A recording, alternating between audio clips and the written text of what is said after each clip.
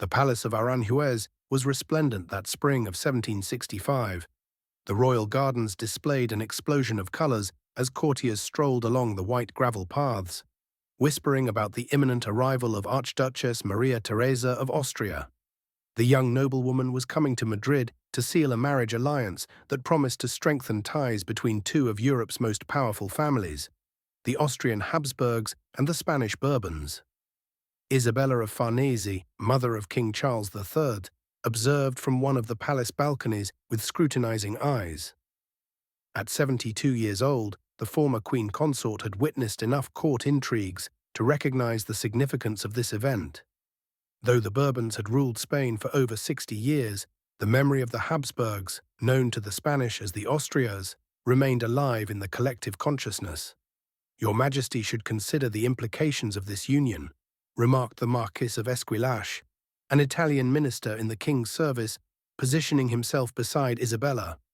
"The political advantages are evident, but you fear the blood of the Austrias mixing with ours again," Isabella completed, her gaze fixed on the gardens. "Don't be superstitious, Leopoldo. It has been over 6 decades since Philip V, my late husband, took the throne left vacant by the last of the Spanish Habsburgs. I refer to the rumors, Your Highness. The people speak of the curse of the Austrias," Esquilache said cautiously. Isabella of Farnese let out a bitter laugh that belied the severity of her expression. "The curse? Are you referring to the protruding jaw, the thick lips, the deformities that marked generations of Habsburgs until they culminated in the unfortunate Charles II? That was no curse, Leopoldo. It was the result of 200 years of marriages between relatives, 7 unions between cousins and 2 between uncles and nieces. The family's blood became so thick that it ultimately produced a king incapable of siring heirs." The minister nodded prudently, aware that the elderly Queen Mother knew the history of both dynasties better than anyone. "But this marriage is different," Isabella continued. "Maria Theresa of Austria is a Habsburg, yes, but her kinship with our Philip is so distant it scarcely matters. Besides, the Bourbon blood has revitalized the Spanish lineage. My son Charles is a strong, intelligent king, nothing like the last Austrias." "Your Majesty is, as always, correct," Esquilache conceded, though his expression betrayed lingering doubts. "It's just that some still recall how the previous dynasty ended." "Ignorance fuels superstition," Isabella declared. "The Spanish Habsburgs vanished because they made the mistake of marrying within their own family time and again. Modern science explains it perfectly. Nature punishes inbreeding. My son knows this, which is why he has ensured his children seek spouses outside the immediate family circle." At that moment, a young man of distinguished appearance approached them. It was Gabriel of Bourbon, the 23-year-old son of King Charles III, with the clear, lively eyes characteristic of the Bourbons. He bowed respectfully before his grandmother. "Grandmother, my father requests your presence in the throne room. The Austrian entourage has been sighted less than a league from the palace." Isabella of Farnese straightened with the dignity of one who had been among Europe's most powerful women. "Let us go, then. We must not keep our future princess waiting." As they walked away, Gabriel dared to ask, "Is it true what they say, grandmother, that the Austrias carried a curse in their blood?" Isabella fixed her grandson with a stern look. "It's not a curse, Gabriel. It's science. Blood needs to be renewed, mixed with different lineages. The Habsburgs forgot this and paid the price. Deformed jaws, elongated faces, inability to govern clearly, and ultimately sterility. Charles II, the last of them, had one testicle black as coal and a heart the size of a peppercorn. His autopsy revealed a body so deteriorated it seemed that of an old man, not a man of 38. The young prince shuddered. And why did they allow that to happen? Pride, ambition, fear of diluting power. They married their daughters to their nephews, their cousins to their cousins. Philip II, your ancestor, had such a protruding jaw he could barely chew properly. His great-grandson, Charles II, could hardly speak clearly, his tongue barely fit in his deformed mouth. That is the price of inbreeding, Gabriel, not a supernatural curse, but the relentless law of nature. And it is a lesson your father, the king, has learned well. The halls of the Palace of Aranjuez buzzed with activity when Maria Theresa of Austria's entourage made its entrance. The 18-year-old Archduchess walked with the elegance characteristic of the Habsburgs, but her face bore none of the deformities that had marked her Spanish ancestors. Her kinship with the Spanish Austrias was so distant that the blood had been sufficiently diluted. King Charles III received her with formal cordiality. In his years as a respected monarch across Europe, an enlightened despot, he had modernized Spain and ruled with a firm but just hand.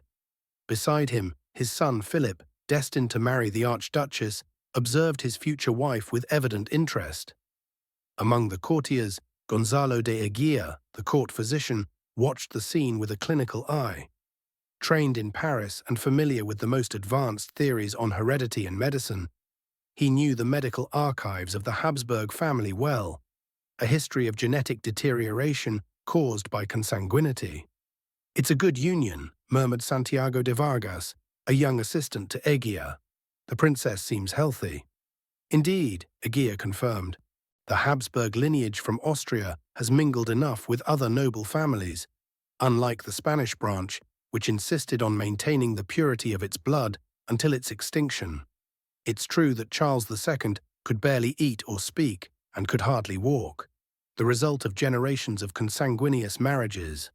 The recessive traits, those normally hidden when blood mixes with different lineages, surfaced strongly in the last Habsburgs.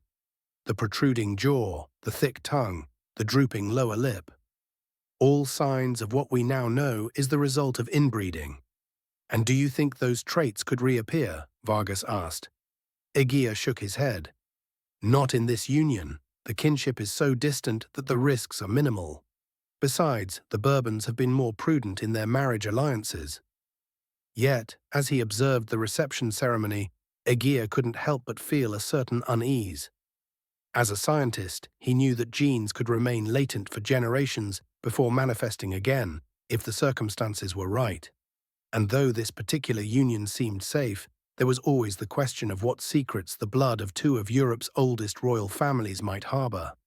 The wedding of Philip of Bourbon and Maria Theresa of Austria took place 2 weeks later with all the pomp befitting a royal marriage. Madrid was adorned for the occasion, and the people warmly welcomed the new princess.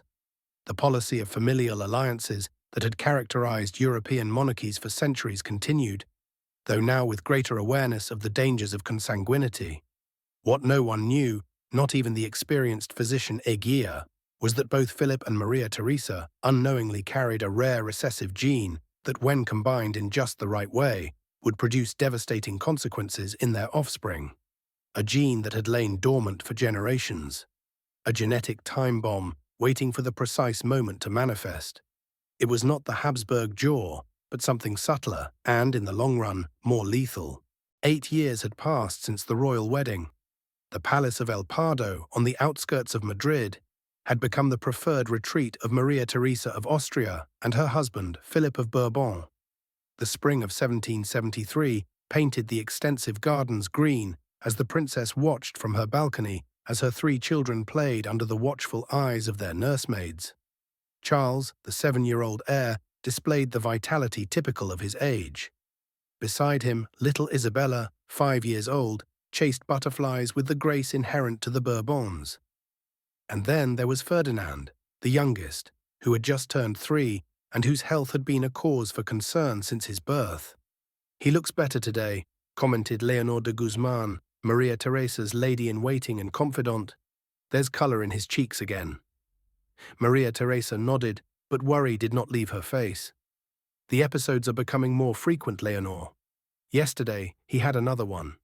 He went rigid, his eyes rolled back, and then he began to tremble. Dr. Eguía says they are seizures. Children often suffer fevers and ailments that fade with age. My nephew had similar episodes, and now he's a robust young man." "I hope so," sighed the princess, "but there's something else that troubles me.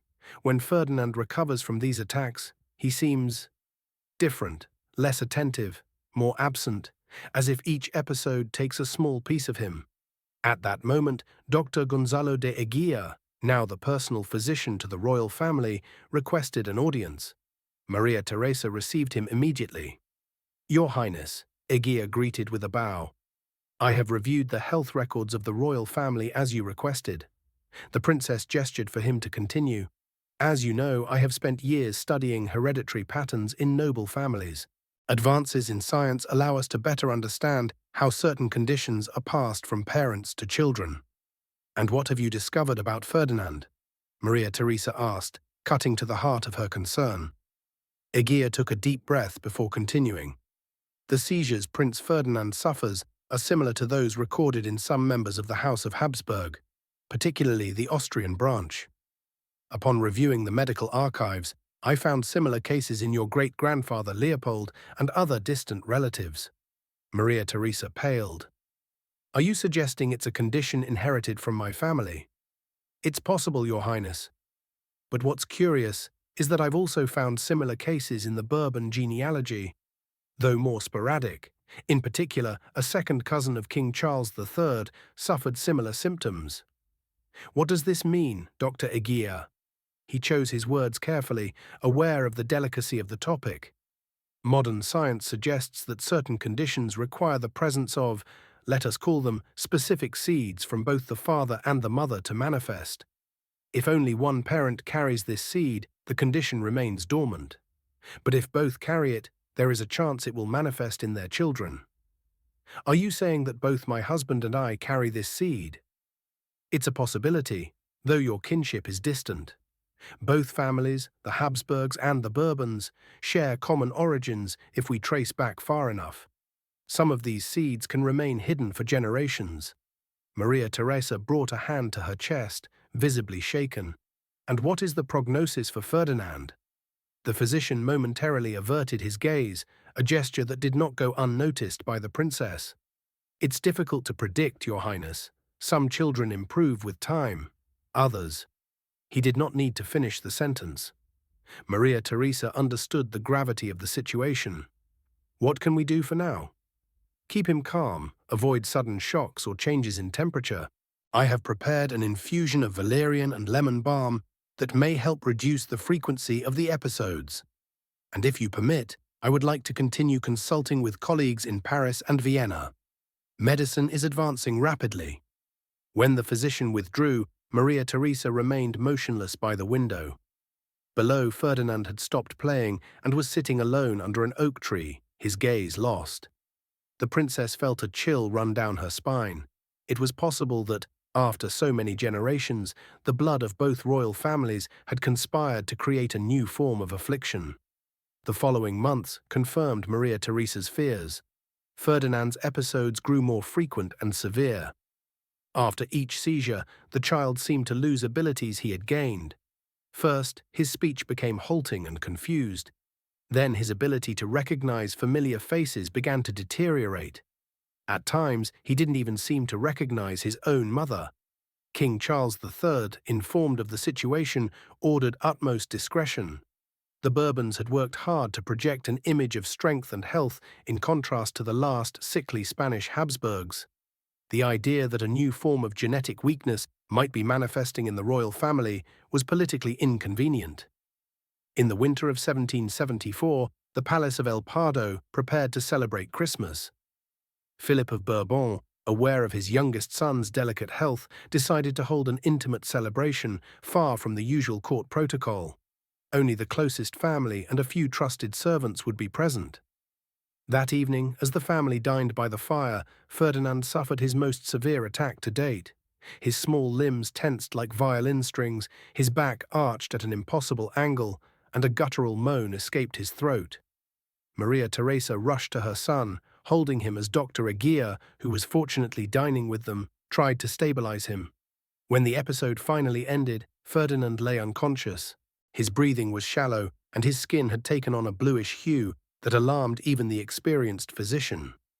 "Take him to his room," Eguia ordered. "I need to examine him more thoroughly." For the next few hours, the physician fought to stabilize the young prince. He applied cold compresses to reduce the sudden fever, administered calming tisanes, and constantly monitored his irregular pulse. At dawn, when Ferdinand finally opened his eyes, Maria Theresa felt momentary relief that quickly turned to horror. Her son's gaze was empty, as if the inner light that animated him had been extinguished. Though his eyes moved, they seemed to focus on nothing. There was no recognition when she spoke his name, no reaction when she caressed his cheek. "Doctor," the princess murmured, unable to complete the question burning on her lips. Egeia examined the child with precise professional movements, but his face reflected growing concern. "The attack was severe, Your Highness," he explained finally. "Sometimes, after such intense seizures, the brain needs time to recover." "Will he recover?" Philip of Bourbon's voice, who had remained silent by the bedside, sounded unusually fragile. The physician hesitated before answering. "We must hold on to hope, Your Highness, but I must be honest. Each episode causes damage that may be permanent, and this one was particularly severe." In the weeks that followed, it became clear that Ferdinand would not recover. Though he remained alive, he had lost the ability to speak, walk, or feed himself. His siblings, too young to fully understand what was happening, were kept away from his room, where a succession of nursemaids and physicians took turns attending him. Maria Theresa, devastated, spent hours by her son's bedside, reading him stories and talking to him, though she knew he likely didn't understand. One afternoon, as she stroked the boy's hair, Dr. Egeia entered with a grave expression. "Your Highness, if you permit, I would like to speak with you privately." The princess followed him to an adjacent antechamber where the physician carefully closed the door.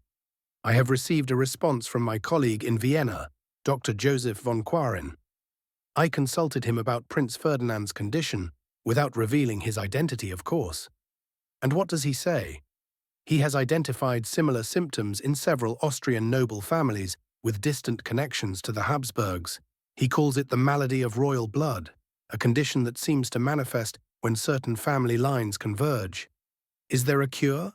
Egeia shook his head sadly. "Unfortunately, no. But there is more, Your Highness." The physician hesitated, as if afraid to continue. "Speak freely, doctor. I need to know the truth." According to his observations, this condition primarily affects males and is transmitted through mothers.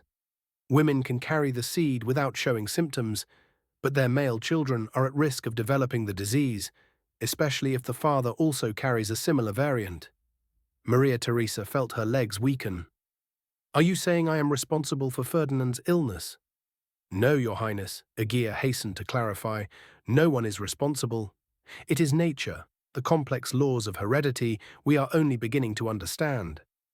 If this theory is correct, you carry this seed unknowingly, as likely did your mother and grandmother before you. And your husband, for his part, may carry another variant that, when combined with yours, has created this situation. And my other children, Charles and Isabella. Prince Charles seems completely healthy, suggesting he may not have inherited this predisposition. As for Princess Isabella, being female, she may, like you, carry the condition without manifesting it. But these are only theories, Your Highness. The science of heredity is still in its infancy." Maria Theresa closed her eyes, trying to absorb the terrible revelation. When she opened them, her gaze was filled with determination. "We must protect Charles. If what you say is true, he will be the one to continue the dynastic line. And we must closely monitor Isabella so that, if she marries one day, it is to someone whose blood cannot dangerously combine with hers." "That would be a prudent decision, Your Highness." "And Ferdinand, my poor Ferdinand. We will do everything possible for him, Your Highness, I promise." But both knew that promises, however sincere, could do little against the relentless dictates of genetics. The summer of 1788 scorched Madrid with relentless heat. In the royal palace, the damask curtains remained drawn to keep the rooms cool. Maria Theresa of Austria, now 41, walked the corridors with determined steps, her slippers barely making a sound on the polished marble. The years had left their mark on her face, but she retained the elegance and dignity of her lineage. Her destination was the palace's private library, where Dr. Gonzalo de Eguia, now an elderly man with white hair but a still sharp mind, awaited her. With him was a young French physician, Jean-Baptiste Lamarck, who had travelled from Paris to consult on a matter of utmost delicacy. "Your Highness," Eguia greeted with a bow as Maria Theresa entered. "Allow me to present Dr. Lamarck, a distinguished naturalist from the Paris Academy of Sciences." The Frenchman bowed respectfully. "It is an honor, Your Highness. I thank you for agreeing to meet me on such short notice." Maria Theresa gestured for both men to sit. When the servants withdrew, closing the doors behind them, the princess spoke in a soft but firm voice. "Dr. Eguia informs me that you have been studying what he calls the malady of royal blood. My interest in this matter, as you can understand, is both personal and dynastic." Lamarck nodded gravely. "Indeed, Your Highness. For several years, I have been collecting data on hereditary patterns in noble families across Europe. My recent collaboration with Dr. Eguia has been invaluable in better understanding this phenomenon." "And what have you discovered?" The Frenchman pulled several notebooks with meticulously drawn diagrams from his satchel. "I have traced genealogical trees of various royal houses, noting cases where symptoms similar to those that affected your son Ferdinand appear." The mention of her son's name sparked a brief flash of pain in Maria Theresa's eyes. Ferdinand had died 6 years earlier after languishing for years in a vegetative state. His death, though expected, had been a devastating blow to the royal family. "Continue," the princess urged, composing herself. "What I have discovered is fascinating from a scientific perspective, though tragic in its human implications," Lamarck explained. "This condition seems to follow a specific inheritance pattern, different from the classic consanguinity that caused the famous Habsburg jaw." "How is it different?" "The protruding jaw was the result of the accumulation of recessive traits through continuous marriages between close relatives. It was visible, observable. But what affected your son is more insidious. It is a recessive lethal gene that can remain hidden for generations until two carriers produce offspring." Maria Theresa stared intently at the French physician. "Are you saying that both my husband and I carry this gene?" "It is the most likely explanation, Your Highness. What is fascinating is that your kinship is so distant that no one would have anticipated this outcome. It is as if this gene was present in a very remote common ancestor and traveled through separate family lines until it reunited in your son." The princess remained silent for a moment, absorbing the information. "And my other children?" It was Eguia who responded. "Prince Charles appears not to have inherited the condition. He has reached adulthood without showing any symptoms, suggesting he did not receive the lethal gene from both parents, or perhaps from either. As for Princess Isabella," Lamarck continued, "being female, she could be a carrier like you, Your Highness, without manifesting symptoms. But this poses a risk for her future offspring, especially if she marries someone who also carries the gene." Maria Theresa stood and walked to one of the windows. Outside, the palace gardens stretched under the scorching sun. "Isabella is betrothed to Prince Anthony of Portugal," she said finally. "Is there any way to know if he might carry this gene?" "Not with absolute certainty," Lamarck admitted, "but my research suggests that the Portuguese royal house is less likely to be a carrier than other European dynasties. Their genealogical line has mixed more with unrelated families." The princess nodded slowly. "And my grandson?" she asked, referring to the newborn son of Prince Charles and his wife, Maria Louisa of Parma. The two physicians exchanged a glance that did not escape Maria Theresa. "Speak frankly, gentlemen. You did not summon me for half-truths." "Your Highness," Eguia began cautiously, "Princess Maria Louisa is your second cousin through the Bourbons. Though the kinship is distant, there is a theoretical possibility that she, too, carries the gene in question. Are you suggesting my grandson could be at risk?" "It is a possibility we cannot rule out," Lamarck confirmed, "but we must not be prematurely alarmed. The young prince appears perfectly healthy, and the chances of both parents being carriers are relatively low." Maria Theresa sat again, her face a mask of royal composure that hid her inner turmoil. "What do you recommend, then?" "Vigilance, Your Highness," Eguia replied. "Careful observation of the infant's development. The first symptoms, if they were to appear, would likely manifest between the ages of 2 and 4. And for the future," Lamarck added, it would be prudent to consider marriage alliances with royal houses more genetically distant. My studies suggest that the Northern European royal families, such as the Bernadottes of Sweden or the Romanovs of Russia, are less likely to share this particular gene. The conversation continued for over an hour.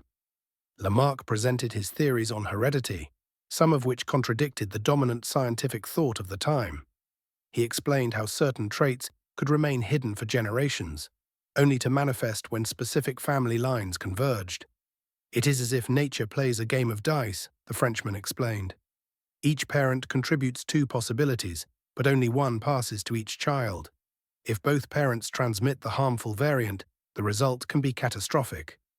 When the meeting concluded, Maria Theresa remained in the library, contemplating the genealogical diagrams Lamarck had left on the table, intertwined lineages, names of distant ancestors, some of whom she didn't even know.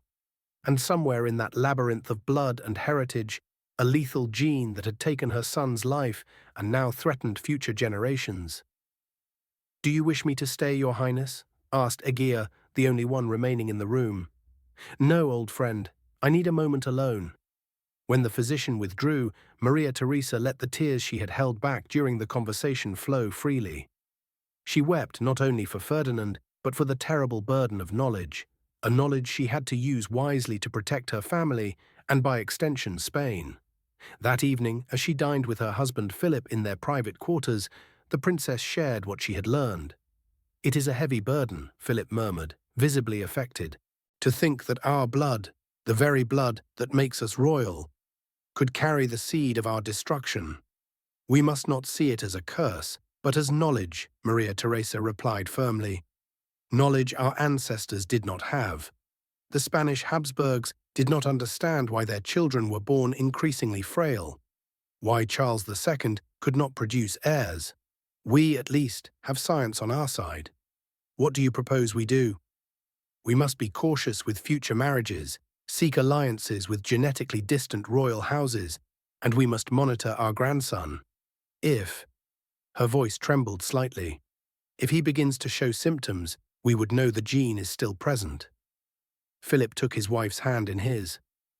"I will speak with Charles. He must understand the situation without being unduly alarmed. And you?" "I will speak with Isabella before she departs for Portugal.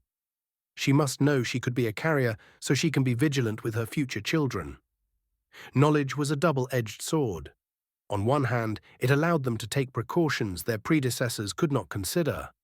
On the other, it condemned them to live with the constant fear that tragedy might repeat itself. The years that followed were times of transformation for Spain and Europe. The French Revolution shook the foundations of monarchies, while in Madrid, the reign of Charles IV, the former Prince Charles, showed signs of political weakness. However, Maria Theresa's true concern was not political but familial. Her grandson, the Infante Ferdinand, who would later become Ferdinand VII, had reached the age of 7 without showing any of the symptoms that had afflicted his late uncle. This absence of symptoms was met with relief by the royal family. But Maria Theresa, guided by Egea and Lamarck, knew this did not mean the lethal gene had vanished. It merely lay dormant, waiting for the opportunity to manifest in some future generation. In the winter of 1792, as Europe reeled from news of Louis XVI's execution in France, Maria Theresa received a letter from her daughter Isabella in Lisbon. The letter, written in a restrained but emotional tone, informed her that Isabella had given birth to her first child, a boy named John Charles. At the end of the letter, Isabella added lines that made her mother shudder. "The child is well, though the physicians have noted that his movements are somewhat stiff, and he sometimes seems absent. Dr. Silva says it is normal in newborns, but I remember our conversations before my departure well. I am vigilant, mother. I pray to God it is only my imagination." Maria Theresa read the letter several times, trying to discern the true severity of the situation between the lines. She finally decided she must travel to Lisbon as soon as possible. At 45, the journey would not be easy, especially in the depths of winter. But her concern for her daughter and grandson outweighed any consideration of personal comfort. After obtaining King Charles IV's approval, Maria Theresa set out for Portugal. accompanied by Dr. Eguia, now so frail he required assistance to board the carriage. The journey was arduous, with roads muddied by winter rains and poorly equipped inns, but the princess's determination did not waver. When they finally arrived in Lisbon, they were received at the palace of Ajuda by Isabella, whose face showed clear signs of worry despite the joy of the reunion. "Mother," Isabella whispered when they were finally alone, "I fear you may be right. John Charles is not well." Maria Theresa embraced her daughter, feeling her tremble against her chest. "Take me to him," she requested softly. The Portuguese infante slept in an elegant mahogany crib. At first glance, he seemed a perfectly normal baby, with rosy cheeks and a soft tuft of dark hair. But when he awoke, Maria Theresa immediately noticed what had alarmed her daughter. The child's gaze was strangely fixed, his movements too rigid for a 3-month-old infant. Dr. Eguia examined the boy with the care and expertise accumulated over decades as a royal physician. When he finished, his expression confirmed the fears of both women.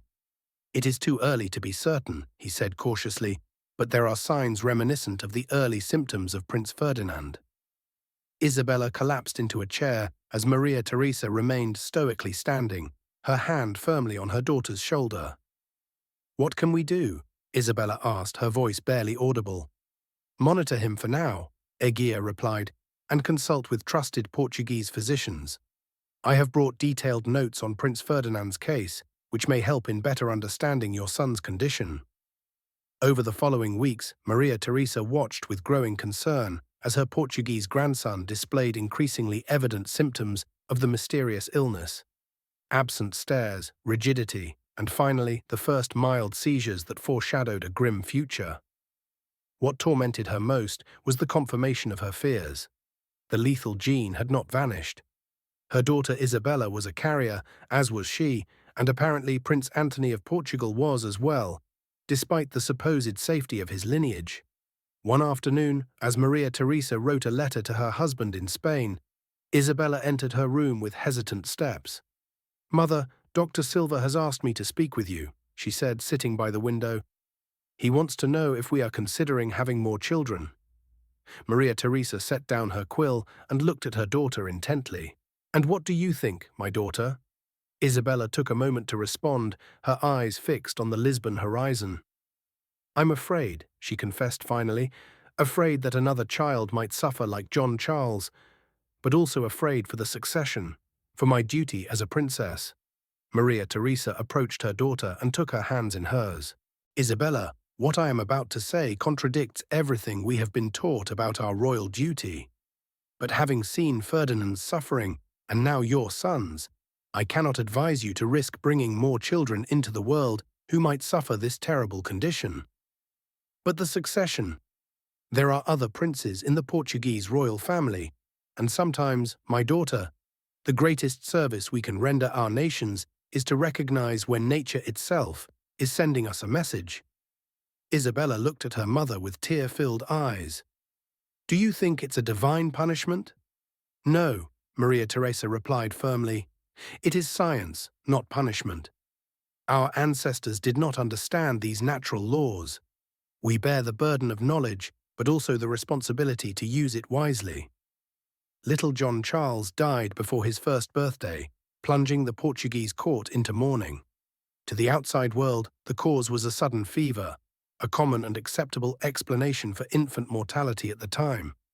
But Maria Theresa, Isabella, and the few who knew the truth understood that the real culprit was a lethal gene that had traveled silently through generations of royal blood. Before returning to Spain, Maria Theresa had one final conversation with her daughter. "You have decided not to have more children," she observed, not as a question, but as a confirmation. Isabella nodded. "Anthony understands, though I haven't told him the full truth. He believes I am too affected by John Charles's loss. He is a compassionate husband." "He is, and there are other princes who can continue the line of succession. But I worry about my brother Charles in Spain. His son Ferdinand is healthy, but if he is a carrier—" "I have spoken with him extensively," Maria Theresa reassured her. Charles understands the importance of carefully choosing future marriage alliances for his children, and Dr. Eguia has left precise instructions for the court physicians on what symptoms to watch for. Do you think science will one day find a cure? Maria Theresa gazed at the sea stretching before them, its waters reflecting the setting sun. Science advances faster than we imagine. Perhaps not in our lifetime, but one day this knowledge we now use to prevent suffering may serve to eliminate it entirely. The return to Spain was more difficult than the journey to Portugal. Dr. Eguia, weakened by age and the strain of the trip, died shortly after crossing the border.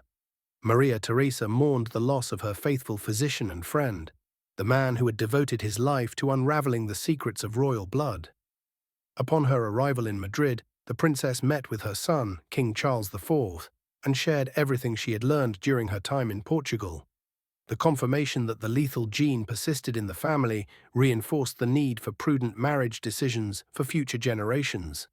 The years that followed saw dramatic changes in Spain. The Napoleonic invasion, the War of Independence, and eventually the restoration of Ferdinand VII to the throne. Through these tumultuous events, Maria Theresa watched from the sidelines, more concerned with her family's genetic legacy than with shifting political fortunes. In 1800, when Maria Theresa turned 53, she received a visit from a young Spanish physician named Mariano Garcia, who had studied with Lamarck in Paris. "Master Lamarck sends his respects, Your Highness," the young man said after being received in the princess's private quarters, "and he has asked me to inform you of his latest discoveries." "Has he made progress in his studies on heredity?" she asked. "Greatly, Your Highness. He now believes that traits acquired during life can be passed to offspring, offering new perspectives on how families might evolve over time." "And what about our particular situation? The lethal gene?" The young physician pulled a notebook with detailed annotations from his satchel. "The master has continued tracing patterns across various European royal houses. He has found similar cases in families as distant as the Romanovs of Russia and the Orléans of France. But he has also noted something interesting. The gene seems to dilute when entirely new bloodlines are introduced." "Dilute?" "Yes, Your Highness. For example, if a princess who is a carrier marries someone from a family with no history of the condition, their children might still be carriers, but the likelihood of the gene manifesting decreases with each generation that moves away from the original lineages." Maria Theresa reflected on this information. "That would explain why my son Charles and his son Ferdinand are healthy, while my daughter Isabella, who married a Portuguese prince with closer connections to our family, had an affected child." "Exactly, Your Highness. The master suggests that with time and carefully chosen marriages, this gene could eventually become so rare as to practically disappear from the family line." This conversation gave Maria Theresa new hope. Perhaps the end of the curse would come not through a medical cure, but through the gradual dilution of the lethal gene across generations of prudent marriages. In the years that followed, the princess became a quiet but determined advocate for marriage alliances with genetically distant royal houses. Her influence, though discreet, helped guide the marriage decisions of the Spanish royal family during an era of profound political change. When Maria Theresa died in 1820 at the age of 73, she left behind not only a legacy of royal dignity, but also invaluable knowledge about the hidden dangers in royal blood.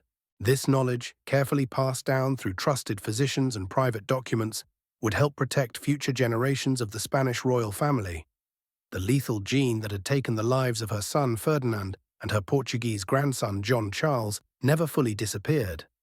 Like an underground river, it continued to flow through diverse genealogical lines, emerging occasionally when the precise genetic circumstances aligned. But thanks to Maria Theresa's determination and the continued advancement of medical science, its manifestations became increasingly rare. The history of the Spanish monarchy, like that of all European dynasties, is filled with triumphs and tragedies, glory and decline. But perhaps no chapter is as poignant as the silent struggle against the invisible enemies lurking in royal blood itself. A struggle that began with the observation of a protruding jaw and continued with the discovery of lethal genes that could remain hidden for generations. It was not a supernatural curse that threatened these royal families, but the relentless laws of heredity, operating through centuries of marriage decisions. And if there is a lesson to be learned from this story, it is that true power lies not in crowns or thrones, but in the knowledge that allows us to understand and ultimately overcome the challenges imposed by nature itself. For even kings and queens, with all their earthly power, are subject to the same biological laws that govern all human life. A humbling lesson that Maria Theresa of Austria understood deeply and passed on as her most valuable legacy to future generations.